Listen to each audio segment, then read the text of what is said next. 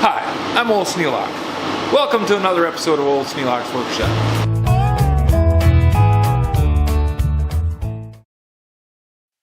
I needed some elevator bolts. Wide, flat heads, very thin.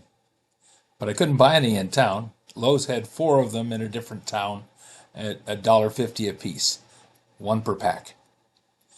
I ended up going to Menards and buying carriage bolts for about 26 cents a piece. Then I decided I would just modify the carriage bolts.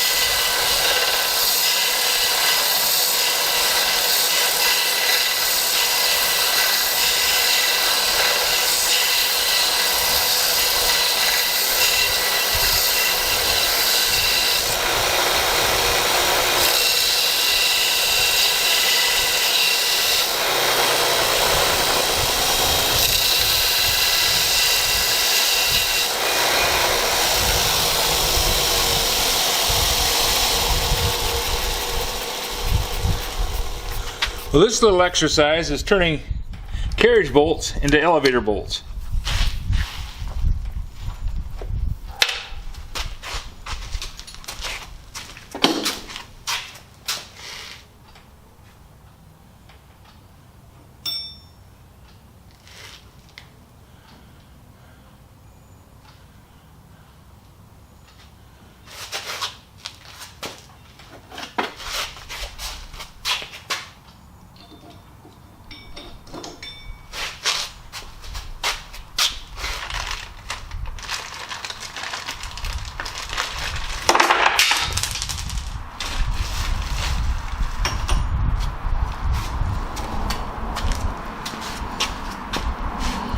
Elevator bolts have a rounded head and a square shank in there to stop the bolt from turning. When you pull it into a piece of wood or something, that'll grip it enough to hold it while the nut is run down.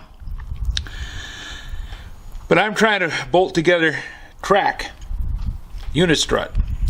Problem I'm having, these bolt heads are just thick enough that they hit the rollers.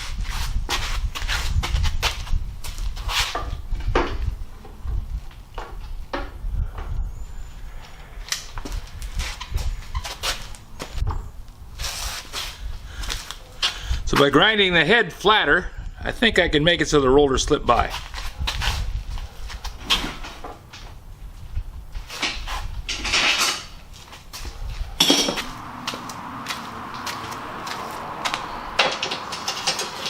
And they do just fine.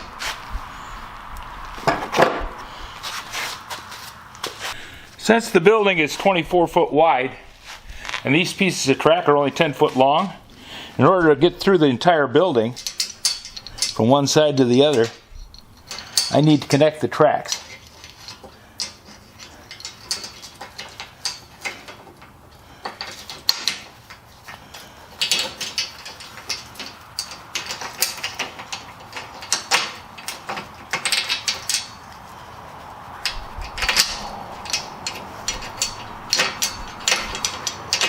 So I'm going to put a piece of flat stock across the top and join them together with that. And that'll hold the two sections of track together and in line so that crane can go right across it. Now it's going to be attached to a beam up at the top. You know, the rafter is going to be attached to the rafter up at the top about here and here on either side of the joint. But still, I want to put a bolt in there because I'm going to be carrying enough weight that I certainly don't want to drop it.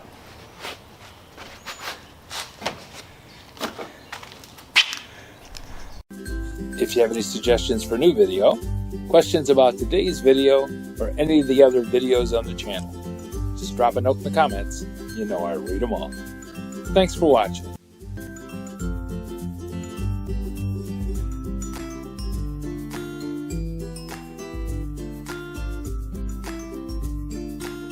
This video is not to be viewed by anyone under the age of 13 in the U.S. or 16 in the European Union without the express written permission of the parents or the legal guardians of the underage person. Such written permission must be on file at the local government entity in charge of enforcing the rules and regulations established by the FTC.